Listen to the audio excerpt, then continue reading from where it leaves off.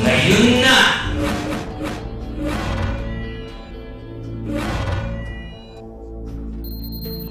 Matapos isapubliko ni Chris Aquino ang kanilang espesyal na pagkakaibigan ni Quezon City Mayor Herbert Bautista, iba't ibang espekulasyon ang kaagad na lumutang.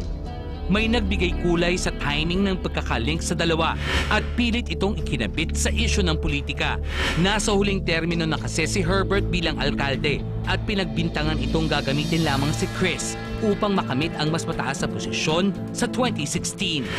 Ayon kay Ricky Lo, ang mga ganitong malisyosong chismis ang isa sa mga dahilan kung bakit biglang nag-give up si Bistek kay Chris. Isa pang rasong nakikita ang issue sa pagitan di umano ni na Herbert at ang ex-common law wife niyang si Maria Teresa Tates Gana, presidente at CEO ng isang non-profit organization. May dalawang anak sina Tates at Herbert, isang 17 anyos na dalaga at isang 10 taong gulang na batang lalaki. Hindi kasal sina Tates at Bistek, ngunit halos 2 dekada rin silang visible sa mga events at functions bilang couple. 3 araw matapos aminin ni Chris ang pagdadate nila ni Herbert, isang source ang nagsabi kay Ricky Lo na labis na naapektuhan ng balita si Tates at ang mga anak nila ni Bistek. Ayon pa sa source ng kolumnista, hindi pa raw hiwalay sina Herbert at Tates, bagamat hindi rin sila nagsasama sa iisang bubong. Taliwas naman ito sa naging pahayag ni Mayor Herbert sa April 2014 issue ng Esquire magazine. In that exclusive interview, sinabi ni Herbert na taong 2003 pa ang kanyang huling relasyon. When sought for comment, both Tates and Herbert declined to give a statement. Ayon naman sa source ng Star Talk, lumipad patungong Amerika ang mag-iina ni Tates noong Biyernes Santo. Mananatili raw sila roon hanggang buwan ng Hunyo. Samantala, maliban sa 2 anak kay Tates, may mga anak rin si Mayor Herbert sa isang Eloisa Matias. Si Matias na isang events organizer ay dating executive producer ng isang TV show kung saan naging co-host si Herbert. Ayon naman sa Philippine Star columnist na si Wilson Lee Flores na dating kaklase ni Eloisa sa Ateneo de Manila University. 2 ang naging anak dito ng alkalde. Si Eloisa ay may sarili na ring pamilya ngayon. Sa kabila ng pagkakaroon ng anak, binata si Mayor Herbert dahil wala itong babaeng pinakasalan. Sa panayam ng Esquire magazine, inamin ni Bistek na naghahanap siya ng isang independent woman bilang partner. The comedian revealed, and we quote, "Maganda yung pagkagising mo sa umaga, may kausap ka. Pag-uwi mo, may kausap ka rin. Yung nagsasabi sa iyo ng totoo." Unquote. Sa latest issue naman ng Yes magazine, inilarawan ni Chris si Bistek bilang age-appropriate. Chris said, and we quote, "We don't know how strong our bond will be, where it will go, but of course, we're at an age na you don't date just to fool around." Unquote. Legally, kapwa walang sabit sina Chris Aquino at Herbert Bautista. Malaya silang makakapasok sa isang relasyon kung gugustuhin nila.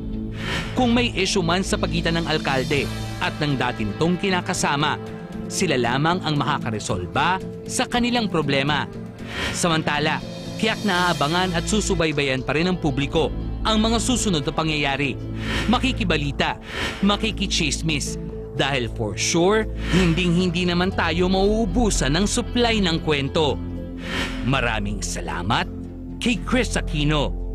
Kung meron akong sabihin, baka yung pagiging magkaibigan namin will be put in jeopardy. So yun, and ano naman, yung maligaya naman kaming lahat. Nais ko lang sabihin na February 14, that is her birthday. And my birthday is Feb 14. Siya din, birthday niya rin. Birthday mo rin. Oo. Magka-birthday kayo ni Chris. Yes. Happy birthday. Magkapareho and many That is her birthday. Ikaw naman, ano iba eh. Okay. Mga kaibigan, tuloy na natin to. Ikasa sa 5. Sa inyong palagay, mga darling, Boots, Ricky, puro pangalan mo narinig ko doon. Oo nga eh. Ricky, mauna ka na. Heart at Sweetheart. Si? Sa inyong palagay, may kinalaman nga kaya sa politika ang closeness ni Chris at ni Herbert ngayon? Heart. Boots? Oh, sino? Heart. Naku, Ladies ako first. ayoko mag-comment siguro kasi parang baka maging bias ako dahil syempre I'm in the same situation. So, Tito Ricky, ikaw na lang kasi Sige, madami ako na. kang alam, Tito Actually, Ricky. inamin ni Chris sa akin mismo na hindi politically motivated yung sarili ni Herbert. And categorically, sinabi niyang wala siyang ambisyon sa 2016, whether national, regional, or local level. Ang pagkalam ko si Herbert still has another term, third. And after that, ang narinig ko, he'll aspire for the Senate in 2019. Oo, matagal pa. Boots? Hindi, ako naman kasi, syempre hindi rin natin masisisi yung makakatiandila ng mga kung anong spekulasyon. Kasi, di ba lagi naman talaga ang politiko naghahanap ng magandang asawa, yung trophy wife. Kasi parang, I don't mean you ha, kasi I think that's true love sa inyo. Oo. True love yun, oo. Pero, ewan ko, yung siguro, kung yun naman, I don't think kasi siguro naman si Mayor Herbert at saka si Chris, they're intelligent enough to realize that they can both stand on their own merits. Pwede sila kung magpupursue sila ng political ambition sila, si Mayor Herbert kung si Senador, kaya niya on his own eh. And si Chris is Chris Aquino. Pero sinabi pala ni niya? Chris sa 2019, hindi pa niya masabi kung may plano siya o wala. Sa 2019 yun. Okay, dyan po nagtatapos ang ating Ay,